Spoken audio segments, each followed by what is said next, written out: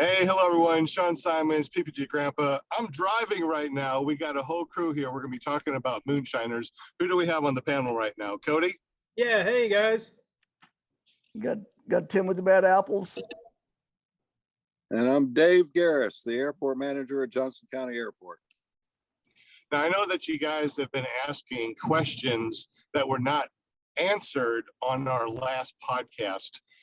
Cody, you have some of those questions right now in front of you, correct? The biggest questions have been kind of like hookups and generators and dump stations, stuff like that. So as you know, with any flying, most of the time we're kind of boondocking. So there's really no hookups. There's a dump station on the way out. There's a water fill on the way in.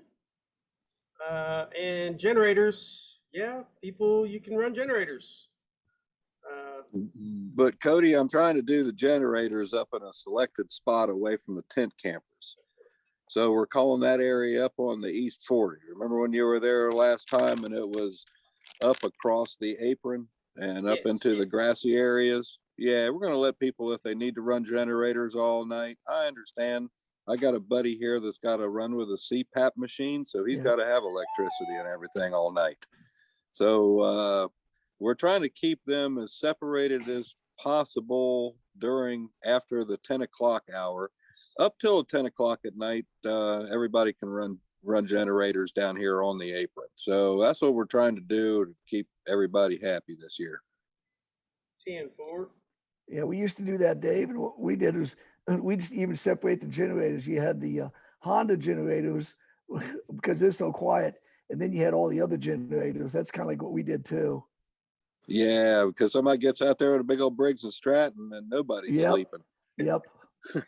Hey, that's why I say I go to flying for night. I wear my earplugs no matter what. That's a good idea. Yeah, those I hate when somebody comes out here and doesn't get a wink of sleep the night before because the generator was running all night long.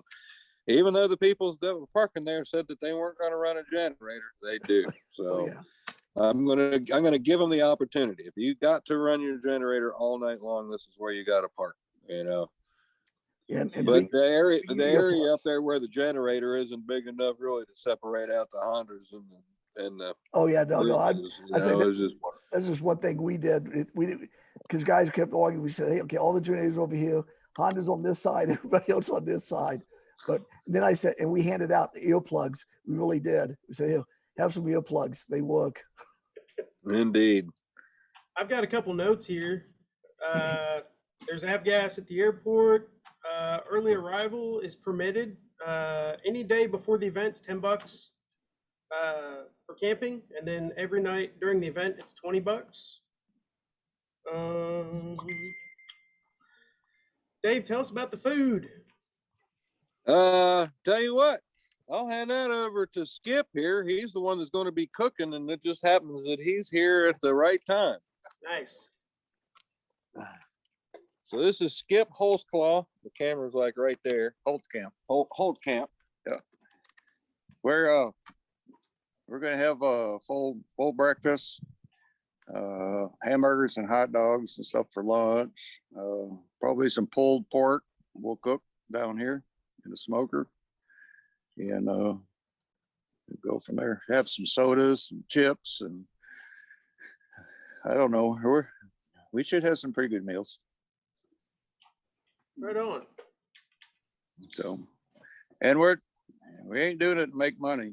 So hopefully we'll have some good prices. Appreciate you, Dave. Yeah.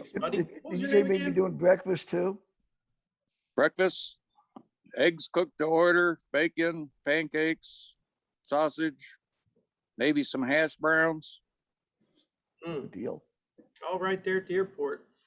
A lot depends on how many people are standing in line and what I can cook on a 36-inch griddle. And I've got a smoker that we can turn down. We keep stuff warm in that. So I'm pretty optimistic.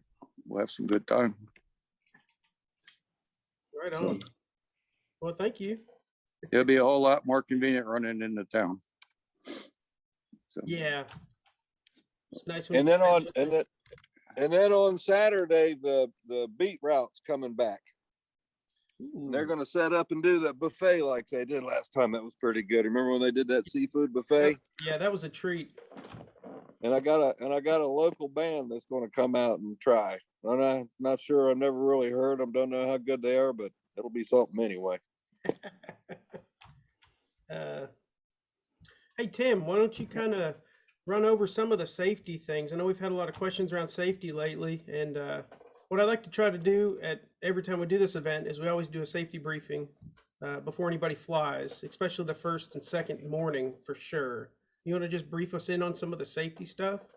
Yeah, and I'm just going to go from kind of like what we did at in the ear hogs and the bad apples and some of the fly-ins that we had. First thing is we got to have everybody, be courteous of everybody else. One thing is do not start your motors on the tarmac. You only start your motors on the basically the launch area. That's basically safety, because if you got kids or anything else around, or wives or people, just even people coming out from town, just seeing that, last thing you want is someone sticking their hand in a prop that's running. So one thing we did, we said you cannot start your motors, even just test them, unless you're sitting on the field where you're getting ready to take off. Then do it there, just straight safety. Second thing we looked at is we had spotters out there, or what we used to call them is air bosses. But in David, pardon the expression, I know up at Sun and Fun and down at Oshkosh, we call them air bosses. But in the PPG community, we call them air dicks. So All right. it's just the way we do it. So we're going to have the air dicks out there, and what they'll do is they'll kind of be the eyes in the back of your head for you. So if you get ready to take off and stuff, check with an air dick, and he'll make sure there's nobody coming in landing, because landing's going to have priority. Like the old saying is, takeoff is optional, landing is not. You're going to land no matter what, one way or another. Either you get out of fuel or you're in trouble. So they'll be looking out behind you. So if someone's landing, Let him know. they'll make sure that you're clear to take off. And keep your head on a swivel. That's a big thing too, because once you're in the air, remember, it's pilot and command. Once your feet leaves the ground, you're in control. And keep your head on the swivel. When you take off, just fly straight and level, clear the area, get away from the port, no 180s back toward the people that are taking off, and just play it safe. Just use common sense. Also keep if you have a phone or a radio with you, keep it with you in case you do have an engine out or something. We'll know, you can call us. We'll have a number that you can call, that someone will be able to get a hold of you, and we'll come out and pick you up and bring you back to the airport and stuff. But the big thing is just common sense. Okay, be courteous to others, and just watch out. Keep your head on the swivel the whole time. Situational awareness. Also, I just want to throw in there, we do bracelets every year as well. Mm-hmm. They say something like the 5th annual Moonshiners flying. On the inside of the bracelet, we always put the phone number to the airport, and Dave is right there, and he can hear that phone. If anyone has any trouble, an engine out, they're in a field, they need a ride, that's a good phone number to have. And that'll be on a piece of paper too when you come in to the office to check in for your camping. There'll be some information there for you as well. Just kind of some rules and a phone number and some more contact information if you need anything. So that'll be on the inside of the bracelets, the airport phone number, something else. Okay. And then again, like I said, morning briefing, attend the briefing just to make sure that nothing's changed. Because you never know what happens within 24 hours. There might something came up that you need to know about. Don't fly over houses. Hopefully you're not out there. We won't have a problem. Don't fly over the civilian population out there, which a lot of our guys like to show off. So don't do that. Especially don't fly over livestock if there's any livestock in the area. Even at the Bad Apples, even after briefing it, 2 miles away, they thought, we're 2 miles away from the airport, nobody would see us. We got a call saying they were harassing the horses and the goats. And they even actually had a movie of the 2 guys doing it. So, just, common sense and courtesy for people around there, because Dave and those guys got to live up there with their neighbors. And you don't want to tick them off and make it hard for Dave.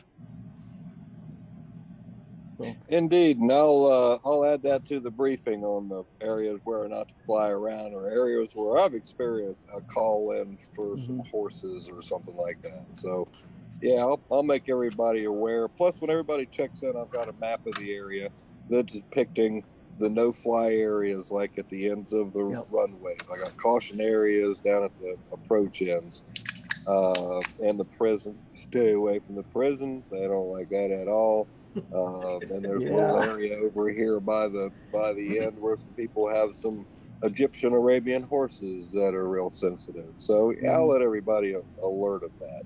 Yeah. Hey, Dave, can you fill us in on NOTAMs and Yellow Jeep? Yes, the NOTAM will be, since I can't close the airport, we're going to be having in-numbered aircraft work here as well. We got, I'm going to call up the notice to airmen and implement that there's going to be paramotors in the area. Even though we've got Bubba's free fly place around the corner here. So I'm going to call out the NOTAM for like a 2-week period. That'll alert everybody if they do check their NOTAMs coming in that there's paramotor activity in the area. And and the Yellow Jeep is for when the spotters, or if I hear anybody coming on the radio and alerts us to an inbound aircraft, we take the Yellow Jeep. I've got some lights on top of it that flash with the yellow, and we race up and down the runway to kind of just give everybody a visual to keep the runway area clear. Hasn't been an issue. Most of the time that the areas and times that y'all fly usually isn't conducive with the times that the general aviation traffic comes in and utilizes the place. Y'all are mornings and evenings and they're middle of the day kind of stuff. Just one thing, I want to get it out of the way now, because I'm in the last Moonshiners I flew at. We did have a couple guys fly at midnight, just saying they could do it. You know, that's and at an airport, like I said, I did 25 years. I was a control and stuff for 25 years. You do not fly at midnight on a PPG. I don't care how brave you are and stuff like that, especially when you can get somebody in trouble. Just so to get it out now, don't even try it. Just, it's not going to happen, and don't even ask if you can do it. Because we've actually had it happen, a couple fly-ins, and then they say, well, I'll ask forgiveness. No, there's no forgiveness on something like that. So don't even do it. Well, that's where I'm hoping my PPG safety officers will step up. Oh, they will. I'll give all the information and enforce the airport rules and the PPG representatives. See, because I didn't know anything about the flying at night being illegal for you PPG guys. Yeah. Yeah. So yeah, we got like 30 minutes of dawn and dusk, and that's it. But after that, no, we're not supposed to be flying. Now, not saying that when we're out in the middle of the high desert, at midnight you got a full moon, there's nobody out there or on a beach. But when it comes to an airport or a private field or where someone owns it, no, you just don't do that. Why you risk the chance of getting somebody in trouble or that? So just don't even do it. Fortunately, the guy that did that, didn't he kind of get run out of your PPG community there anyway? So he was kind of self-clearing in anyway. Yeah, but he's not. I remember correct. He's not the only one that's ever done it, Dave. So that's what I'm saying. Just because I even had to ask down to Bad Apples, they say, hey, can we fly at midnight? I said, look, we're putting a stop to it right now. No, period. Not even going to happen. Right. So, and I look at just the safety issue alone, just of it. Especially I'll put that. I'll put that in the entry information packet then. So. Hey, I just want to kind of reiterate something too. Like Dave's been saying this whole time, especially on that last time we got together. If you guys want to come early to camp, that is totally okay. Just throwing that out there. If you wanted to show up on the Sunday before the event, $10 a night. Come a week early. Stay a week. Heck, I don't care if y'all check in tomorrow night and stay for the whole month. Somebody out there on the ramp is kind of nice to have somebody around. Hey, Sean, do you have anything? right there. Some questions or anything? Is there anything we need to fill in on or? Well, thank you very much for you guys continuing this as I was driving home, and I apologize. I was still trying to get back from running honeydew lists. I do have this real quick. I just want to make sure that we covered everything because I unfortunately dropped, I had bad cell service. Water hookups. We have water hookups or not? We've got a water fill station. When they pull in, we've got the water hoses where we can fill up their tanks. As far as hookups, we can daisy chain the garden hose as many times as y'all want. I do have a yard hydrant down there at the end of the hangar that's kind of over there on that side next to the grass. And what we do is just hook the hose up to it and try to get as many places on the hose as we can. So for all purposes, I would say no. You'll just use off of the tank. And for those lucky few that are able to hunker onto our little manifold system, then power to you. So in other words, if you guys are driving your camper, you don't need to fill up your camper full of water. You can fill it up over there. Makes gas mileage a little bit better for you. So thank you very much for that. Now, as far as electric hookups, we don't have electric come hookups empty either, right? You can come empty and leave empty. I got a way to dump it out on the way out. I got a way to fill it up on the way in. Awesome, because that was one of the questions also. So cootie shots. Me too. Now, what was the second question you just had? and then electric hookups, we don't have electric hookups. We're using generators, and Right. I know it's going to be really hot over there. So are we all going to use generators anywhere, or is there one place that we're going to have to park our vehicles or park our campers and just have one section generators and the other section not generators? What if everybody wants to run their generator and there's not enough room in the generator area? What do we I think do? Well, it's then okay. If it's in the middle of the day, everyone's probably going to be running some sort of generator. But the biggest thing was the tent campers in at nighttime. Yeah, it'll drop down to cool enough to where you don't need generators up here at night. Yeah, I've never run a generator at night up there. Yeah, I remember wearing a lot of sweatshirts up there at night. Yeah, So- it cools down. So the Yeah. only reason to run a generator at night is if you have some kind of medical thing and need 120 volts to run it. Other than that, you can just open up your windows and it's nice and cool. Okay, so as So we far run as them all day long until 10 o'clock at night, and then turn them off for the sleeping time. and there is a place for running generators, like we're talking about the Honda quiet generators, not the Harbor Freight loud stuff. And in right, so for people that do have CPAPs or have medical needs that need electricity at night, Yeah. Right. what section of Moonshiners can you park to run a quiet generator at night? We call that the East 40. It's off of the apron up onto the bank. There's a road that goes behind the corporate hangars that brings you out into a nicely grassed field that's got its own takeoff and landing strip. So we have 3 areas to be able to take off and land. And one is up there on what we call the East 40. And it's a pretty cool place to camp out. Outstanding. How about as far as bathrooms and showers? How many? Where are they? And do we have access to them for 24/7? Hold on just a second. I got you a hot hamburger, honey. I know, she just found it. Okay, thank you. Yep, you'll have access to the showers 24 hours a day. It's right here on the FBO, and it's in the men's and women's bathrooms. Okay, awesome. And we already talked about the dump station. Is there a maximum amount of pilots and guests that are allowed over at Moonshiners? Since we had so many people over at Bad Apples, and we have so many people on your website on Facebook that says that they're going, I think it's over 400 that say that you're going right now.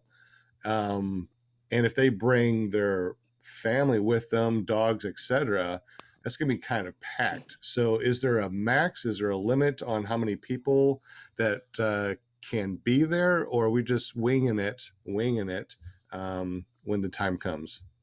Well, I've got a backup area that we can put overflow into.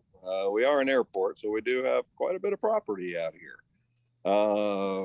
So when it gets a little bit closer to it, I might have to hack out another area if it looks like there's not going to be that many people here.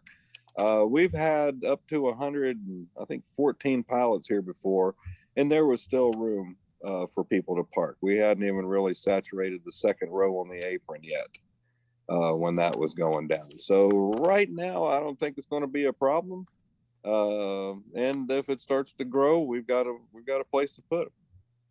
Okay, so we are still trying to do better than bad apples and get like 400 people to be able to come over to Moonshiners, right? That's up to y'all. We'll do what we can, you know. More the merrier. That's the way I look at it. That'll be fun. Good deal. Well, hopefully we can we can get 400 people. Wouldn't that be awesome? I'm looking forward to something like that. Another thing too, real quick, is some people might be allergic to like fertilizer on the grass. Don't know if you guys are spraying for bugs or ticks or mosquitoes. And we are not. You are not. Okay. So as of right now, we don't have to worry about any fertilizers or spray for mosquitoes or anything else that are out there. So people that are allergic. Nothing. It's just raw grass, and it gets hayed to provide feed for cattle. Okay, good deal. So they eat it. We need bug spray. Dave, how's the mosquito situation? I don't remember it ever being an issue. Yeah, we don't have mosquitoes up here. We're a little bit too high in elevation for them. I've never brought bug spray before. We have the news bees that show up when the corn comes in, but that's usually a little bit later in the year. That's more like a September thing. Okay. And you can't get those away from you anyway, so they don't bite. They just fly around and nuisance you. Well, that's good. I also heard too that right now we're looking for volunteers to be safety out there. How is that working? I think that Cody and I talked about that. Cody, what kind of safety are we talking about? And I know that we talked about bringing a yellow vest or a yellow or orange vest with you if you do want to be a safety volunteer. What is that all about? Yeah, I got an email probably a month and a half ago from a guy just talking about the safety surrounding the event. And I started talking to him for a while, and he actually volunteered to run a section of safety, maybe one morning or an evening. I probably won't be doing that much flying, so I'll probably be out there, but we would love to have some volunteers just so we're keeping everybody safe. Like I said, definitely need it. Yeah, like I said, Cody, what we could do, like when you and I talked before, is kind of like what we did at Beach Blast. We had I guess it was like an easel and stuff. We had a paper up there, and we just walked off times and said, who'd like to volunteer? Could you please put your name up here and your phone number? And then, we did I think it was like 2-hour stints that they'd be out on the field, and then they'd come in and stuff, and someone else would take over for them. And that worked out pretty well. So, because if they see it up there, a lot of times it's like, if you see it, they will come. If you just talk about it, they won't do it. But if you actually have something where they can ride on, they'll get up there and put their name on it. Well, let's say that somebody's watching this right now and they're like, I'd love to volunteer for safety, to be a safety person. Mm-hmm. Who do we contact to do that? Are we contacting Cody, and how do we contact you? Yeah, you can contact me at bikeManCody@gmail. It's BIKEMANCODY@gmail. BikeManCody. If you'd like to volunteer, and Tim, I can just start putting a list together. I've got 2 right now. So, yeah. So I know that Tim said that they had like a 2-hour stint. What if somebody just wants to volunteer for an hour? That's no fine problem. Too. Yeah, that's fine too. Very flexible when it comes to volunteers. Yeah, we'll take what we can get. That's awesome. If you guys have the yellow or orange vest, you'd want to bring it with you if you want to be one of the safety volunteers. Otherwise, do you guys have vests or something that shows that there's safety volunteers out there? Now, as far as the airport side goes, yeah, we've got a bunch of lime green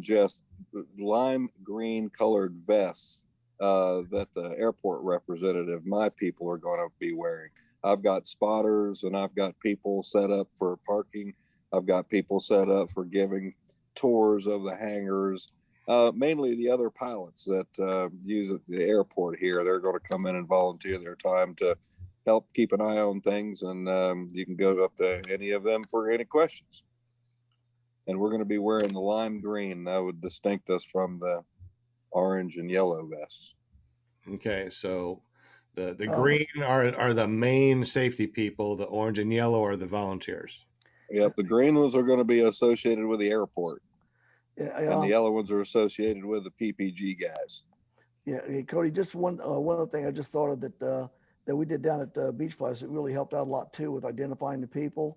Is and actually, believe it or not, Paul Anthem is the one that came up with the idea. Is we just had some paddles, just little round paddles that you get out there and people will automatically look for you. At least in the PPG community, look at you on the field, and all they can do is point and give me the green or red. Green on one side, red on the other, and they'll know who you are right then, right? If they see the paddle in your hand. So if they don't have the vests and stuff, maybe if we make a couple paddles, saying, okay, go ahead and launch. Don't you launch and stuff like that, it would help. Don't they have ping pong paddles that are already green and red? Yeah, but those usually, I don't know if those are big enough. Oh, No, you're talking ours- about, ours oh, are you're like- talking about big paddles then. Yeah, we're Okay. talking about 12 inches, at least so it's visible so they can see it. That is really something- awesome. Yeah, so I mean, it worked out really well for a lot of guys down at Beach Flash when it really got crowded at one time. Okay, so since we're talking about being out there, we are talking about air bosses out there, correct? Well, air dicks in the PPG community. Oh, but what's Air, that? air bosses in the aviation community, PPG community, we call them air dicks. Right. So And, air that, and, dicks you can or thank air- and you can thank the Indy Air Hogs for that because it's stuck. Okay, so we'll call them air bosses right now, but you guys can call them whatever you want to behind their back. I'm sure they'll love you for it. Oh no, we've got T-shirts that says air dicks on them, and they were proud to wear them. Okay, so those are gonna be the guys that wear the yellow or wear the green, and they're going to help you as far as the safety volunteers. What are those jobs, or what are those volunteers that are going to do? Are they going to be the air dicks or the air bosses, or are they just something else? They're basically all the same. At least anybody that dealt with safety with us, they had all the same jobs. I mean, you're watching on the field, watching, make sure nobody starts their motors in the camping area. Safety reasons. Once you get on the field, then you had the like the air dicks out there directing traffic. If you want to say it, you can say it like that. You know, launch, stay there until someone lands. So, but everybody's a safety guy. Even you and me, as we're walking around, if you see something that's not right, let somebody know. But everybody's a safety guy. That's one thing we have to press with everybody. This is all community. We got to protect our own community. So if you see something that's not right, don't say, well, maybe I won't say something to them. There's been many times that I had a guy come up to me, and this is many years ago, and say something to me. And I said, damn, I never thought about that. And he was just a guy walking around. And I said, man, I'm glad. I wish everybody else would do that. So everybody's a safety guy. Okay, awesome. How about as far as like campfires? Do they need to be in a certain pit? Do they need to have rocks around them? What kind of open fires do we get to have? Elevated if possible. If y'all have some kind of pit or something like that that would keep it off of the ground. We've got a lot of dry grass out here, and it could get underneath there and start undermining. So I'm not a real big fan of open fires. Plus, I wouldn't think y'all would want it with all the nylon around and everything. Hopefully we put that away from What's us. Yeah. I've got one of these propane fire pits, and that thing has just been awesome for about 3 or 4 years. Just hook it right up to the camper. I made a leader hose. It's about 25 feet long. It's away from everything. And 5 or 6 guys around that little thing. It's kind of fun. You know, I know Dave Wolf is coming, and he's got one. He's all excited about it. He used it down his old thing, and it's up on a thing. It's a pit-like thing that's up on stilts and stuff in a box, and everybody sat around that and stuff. So Yeah, as long as it's not on the ground, that's what Yeah, we're going to yeah. stay off. You know, if it's an Yep. elevated little deal, I got no problem with it. Cody's little fire pit, yeah, I've seen that in action. That thing's awesome. You know, easy to light. You know, and it doesn't look like it would ever get away from anybody. So yeah, keep it to that. Okay.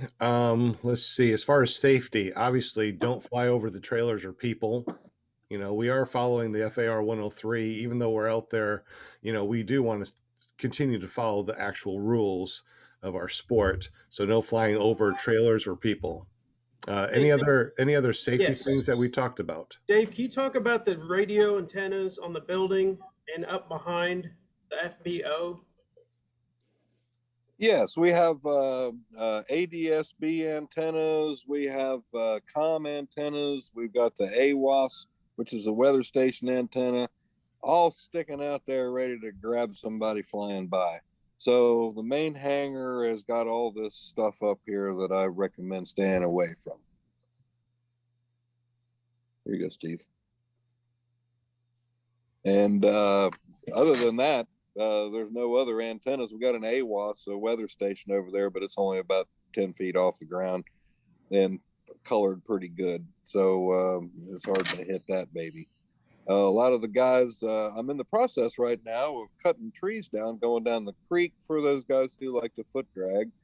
And then they usually peel out of the creek and go do a lap around the windsock. So be careful of the windsock sticking up. But other than that, that's pretty much it. Just stay away from the FBO. It's pretty obvious when you get here, or you pull through the gate and you see the antennas sticking up and they go to 30 feet above ground. Hey, another big topic of safety talks is kind of takeoff and landing areas. Just depending on what the wind's doing that day, I think in our safety briefs, you know, that's kind of going to be more laid out. Okay, well, the wind's coming from this direction, so we're going to have to try to maintain this area of takeoff area and this side more of landing area. So I know a lot of people were wondering about that.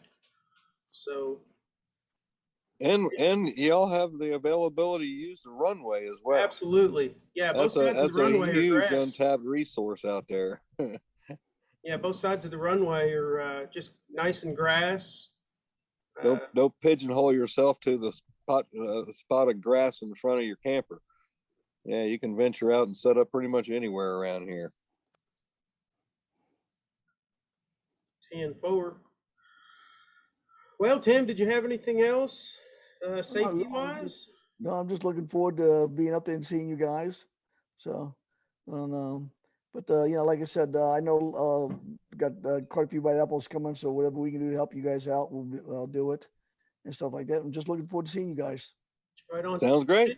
Tim, little over a month away. Yeah. Thank you so much for your help with the safety side of things, Tim. Dave, thanks for allowing us to use your little airport there. You bet. Sean, thanks for hosting this thing. Kind of get a little more information out there, a little closer to the event. Absolutely. So let's say that somebody wants to learn more about your event. How do we find more information? I know that you can go to PPG Zone and or you can go to flyindirectory.com and actually find all the different fly-ins that are available. You can go there and check out Moonshiners. Are you going to have more information that we're going to be put up on PPG Zone's fly-in? Yes. Right now we're working on, again, just a sheet of paper size of informational stuff with phone numbers and rules and do's and don'ts, as well as anything else that needs to be on there. I don't have that quite put together yet, but that'll be shared on the Facebook page. I can send you an email with it. You can put it up on PPG Zone, and then it'll be in the FBO upon arrival as well. So, Okay. I'll make sure everybody gets that.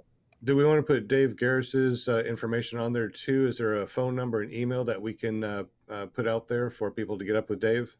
That's up to Dave.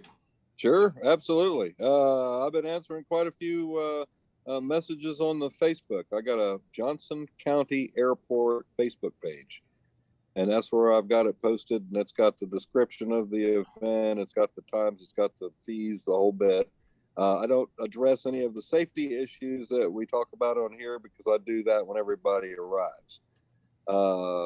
but it's got the telephone numbers and it's got my email address on there. My email address, if y'all want to write it down, is jcairport@icloud.com.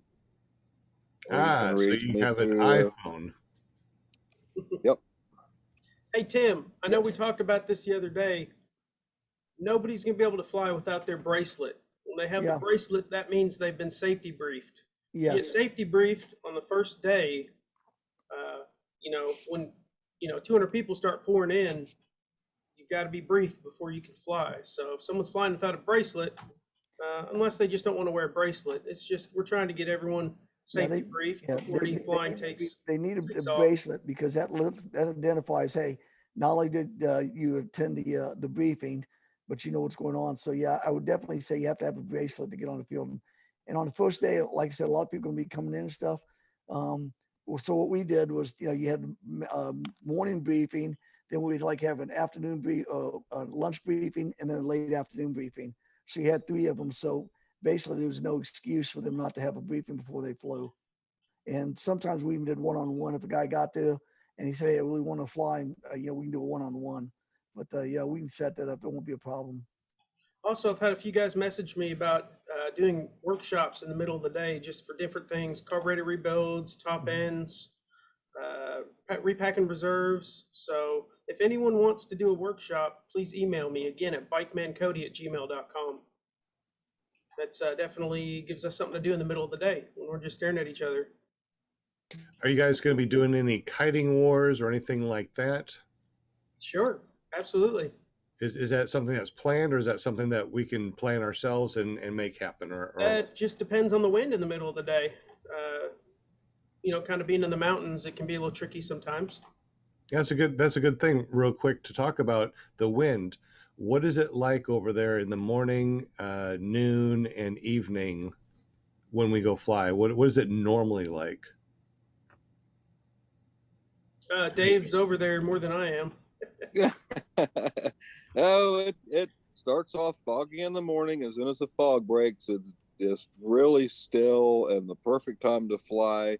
Around 9:30 at 10 o'clock in the morning, it starts heating up the valley and you start getting some turbulence.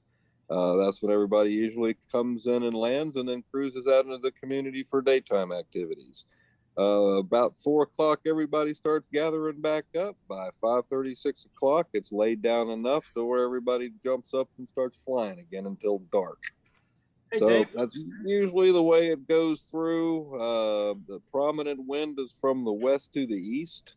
It blows right down this valley, and we are subject to mountain winds in the evening, where you can go up to the top of a ridge, and the hot air expelling from the valleys will actually form updraft on both sides of a mountain. Yep. Dave, about what time is sunset there lately in the mornings? And sunset here lately, since it's the summer solstice, it just turned. It's like 9:30 before it gets dark up here right now. So sunrise. In August, sunrise is about 6 o'clock right now. Nice. 5:30, 6 o'clock. Okay. In August, I think I remember it being about 6:15 or so when it's light enough to start flying.